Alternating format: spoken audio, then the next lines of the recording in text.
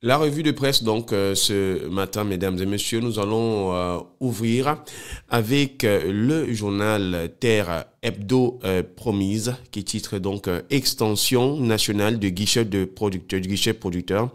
Top départ à Ebolova, le ministre de la Culture et du Développement rural et son homologue du commerce procèdent ce 21 novembre 2023 à Ebolova au lancement officiel de cet instrument de soutien aux producteurs de cacao et de café dans les autres bassins de production après le succès enregistré dans sa phase expérimentale dans le Mungo. L'information est à lire en page 3 du journal.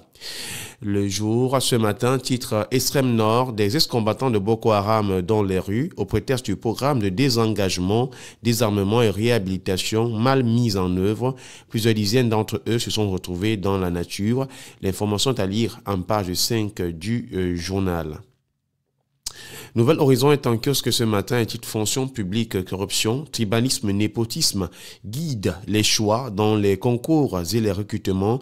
Le Cameroun est confisqué et embrigadé par les propriétaires du règne de Yaoundé. Ceux-ci sont décidés à perpétuer le système actuel. La reproduction sociale de la bourgeoisie dominante détruit l'administration publique, jetant en pâture le citoyen modeste et méritant laissant place aux incompétences. L'info arrive en page 3 des colonnes du tabloïd. Réalité Plus ce matin parle de sanctuaire d'Etoudi, des bénédictions spéciales du pape François à 7 ans chrétiens. C'était au cours de la messe d'action de grâce présidée par le père curé recteur, l'abbé Jean-Augustin Otoun Tolo, le dimanche 19 novembre 2023 en la paroisse d'Etoudi à Yaoundé. Une célébration eucharistique au cours de laquelle membres du gouvernement, parlementaires et d'autres chrétiens ont été remerciés et bénis par le pape pour leur geste très apprécié dans la construction du sanctuaire, c'est-à-dire en page 4 et 5 du journal. Toujours dans ce journal, en pied de page Réalité Plus, on parle du Festival des saveurs du Cameroun. Le ministre d'État Bello Pouba Maïgari invite le public à venir découvrir les 14 mets phares du Cameroun au Musée national de Yaoundé, à lire en page 10 et 11. Le point Bi-Hebdo ce matin parle de l'implosion en s'interrogeant. Présidentielle 2025, manœuvre axe nord-sud. Le feuilleton qui met en lumière la déstabilisation du président de l'Assemblée nationale semble sonner le glas d'un axe nord-ouest qui, de tout temps, a toujours été au cœur de la dévolution du pouvoir au Cameroun. Daïdjo Abia, cette ligne a été résistée à ses aléas. Qu'en sera-t-il en 2025? Le point Bi-Hebdo explore. L'info est à lire en page 11 du journal. Telegram News en kiosque ce matin parle de fin du règne du président Biya, tension sociale, insécurité, vie chère, les inquiétudes du mouvement réformateur. La formation politique invite le régime de Yaoundé à la retenue et au respect de ses engagements avec le peuple. Par la voix de son président national Samuel Bilon, le mouvement réformateur fait des propositions pour améliorer la gouvernance. Un gouvernement d'union nationale est souhaité. L'information est à lire en page 3 du journal.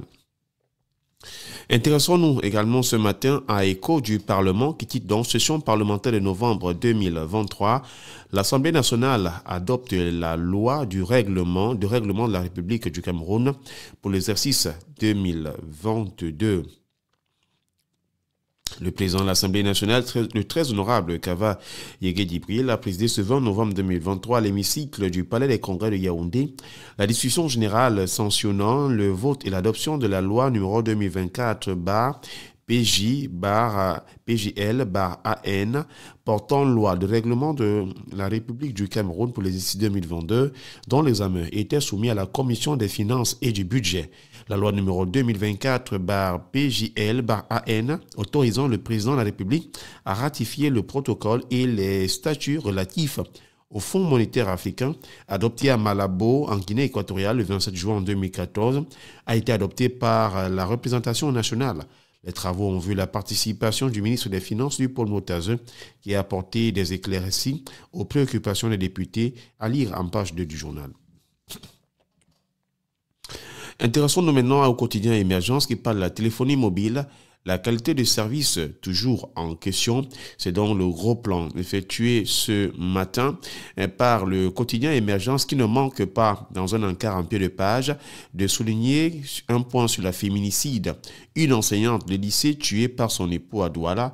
L'information est à lire en page 2. Le journal La Capitale Publique titre ce matin « Cameroun, Banque mondiale, encore de beaux jours ». Voilà ce que nous propose donc la une de Cameroun Tribune ce matin, reçue hier en après-midi par le Premier ministre chef du gouvernement, Joseph Dion-Goté, le vice-président de l'institution financière internationale pour l'Afrique du Centre et de l'Ouest, Ousmane Diagana, a évoqué avec son hôte les 3 nouveaux accords de financement signés dans la matinée entre les deux parties. Près de 558 milliards à investir dans les secteurs de l'énergie, des transports et de la décentralisation, à lire en page 3 du journal de Marie-Claire Nana. Le quotidien de l'économie encore ce matin parle de coopération. La Banque mondiale renforce le portefeuille de ses opérations au Cameroun.